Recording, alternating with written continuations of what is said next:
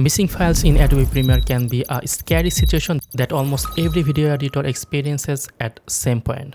It usually happens if you rename a source file or remove it to a different folder. In this video, I'm gonna show you 2 easy and smart ways to locate missing files. Option 1, manually locating the file. Option 2, using the search feature, the most intelligent way to find a file no matter where it is hidden.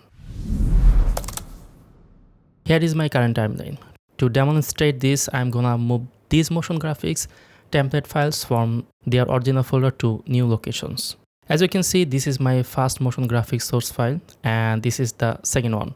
I am moving the Instagram text 02 file into this folder and the 2 lines file into a different folder as well.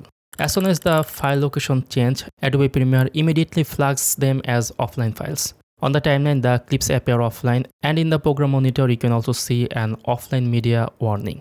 Now let's start with the first method to relink the missing files. This is the most common way to relink media when you know the new location of the file.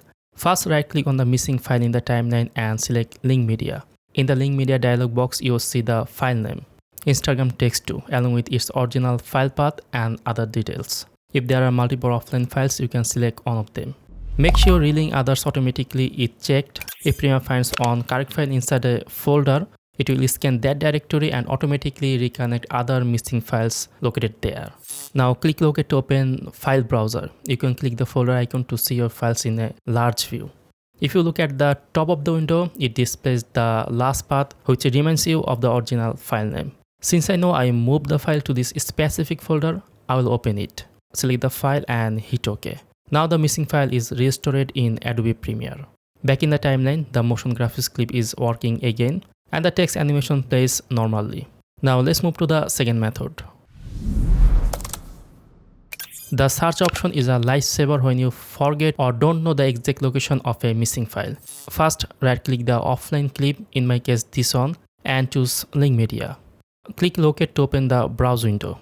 Even though I already know where my file is, instead of manually searching through folders, I'll select the main folder that contains multiple folders to demonstrate Adobe Premiere's Media Intelligence search feature.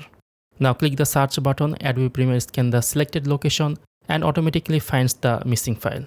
In my case, it takes less than a second. Keep in mind that searching an entire drive may take longer depending on the drive size. Since Premiere has already selected the correct file automatically, simply click OK to relink the media. As you can see on the timeline, the file is now restored.